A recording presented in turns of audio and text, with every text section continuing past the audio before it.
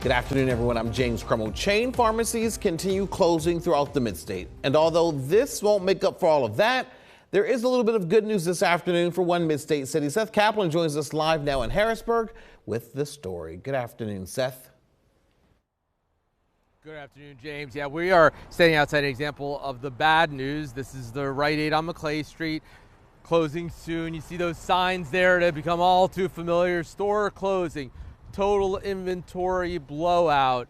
Pharmacy in this one already closed, and then we know what happens next. Signs like this one coming down. This was at the Rite Aid in Camp Hill on Market Street, but so many other, 2,000 Rite Aids across America, but CVS closing hundreds of stores too, including a fair number here in the Midstate. And so what do you do about all this? How do you absorb the impact? Well, down in York this afternoon, Family First Health, which is a nonprofit, what's called a federally qualified health facility, is going to be opening its own pharmacy inside its existing building on South George Street in York. So back live, James, the idea there is to compensate for, in that case, well, a Rite Aid closed on Market Street in York, a CVS closed not far from there, and we're going to be down there to watch that grand opening and also sort of ask folks whether that can make up for what has been lost, because especially in these cities, you have a lot of people who maybe they don't have their own transportation, who relied on being able to walk to a pharmacy. Then again, out in rural areas, that one pharmacy gone, and now all of a sudden you're driving in some cases, many miles to get to the nearest pharmacy. And so none of this good news for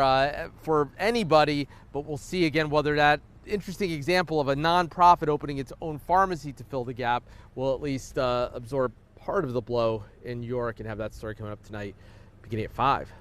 And Seth, we are starting to see things like this happen more and more, where these pharmacies are opening not inside of drugstores, but just inside of medical facilities already, kind of like a one-stop shop.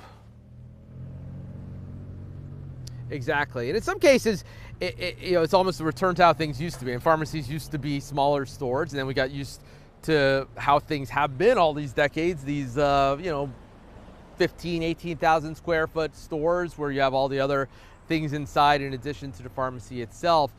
And so in some places kind of return to that little pharmacy that mostly just sells drugs, including prescription drugs.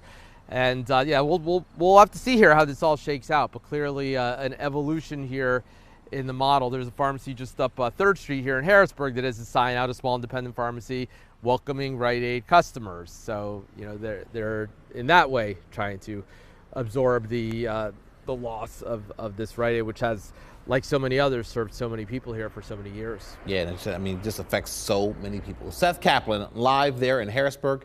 Thank you so much for that. Hi, I'm Eric Finkenbinder from ABC 27, and we're excited to announce the new ABC 27 News Plus app. Live stream newscasts or watch content on demand. This is different than the ABC 27 app on your smartphone. You can check this out at home, and it's very easy to use. With a Fire Stick, go to the home page, scroll down to search. From there, enter ABC 27. Move over to the apps, and there we are. Click the icon and install. It's just that easy.